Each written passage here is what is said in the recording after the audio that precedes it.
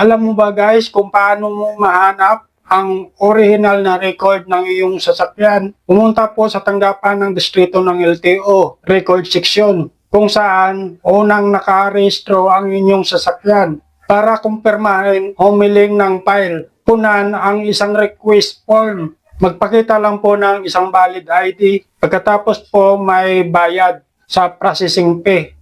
I think nasa 100 pesos pataas para ma-print nila ang hiniling mo na dokumento. Madalas malalaman po natin sa MB file number ng ating Certificate of Registration o CR. Halimbawa, kung ang hawak mo na MB file number ng iyong Certificate of Registration ay 1336, ang mother file niya ay matatagpuan po sa Mandaluyong District Office 121, Shaw Boulevard, Barangay Bagong Silang, Mandaluyong City. Ito po ang contact number nila kung sakali mayroon po kayong katanungan o lumipat po sila.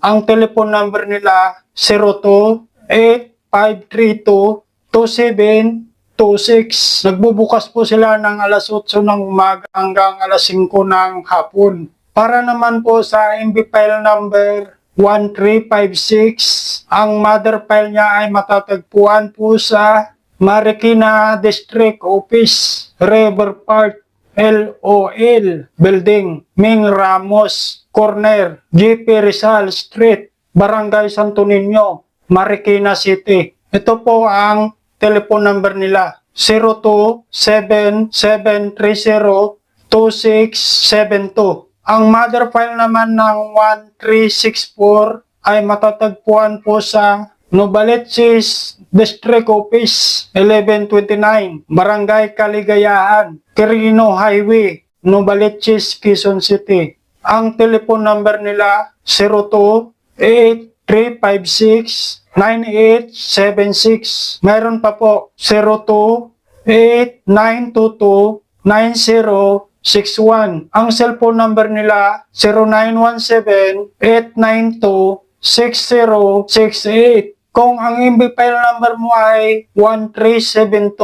ang mother file niya ay matatagpuan po sa Pasig District Office, Inares Compound, 35 Shaw Boulevard, Capitolio, Pasig City. Ang cellphone number nila 0935-776-2678. Ang telephone number nila 02-8636-5770. Mayroon pa po 02-8620-2400. Kung ang MB file number mo ay 1337, ang mother file niya ay matatagpuan po sa Patiros Extension Office, ARM Building, 92M Almeida Street, Barangay San Roque, Patiros. Ang telephone number nila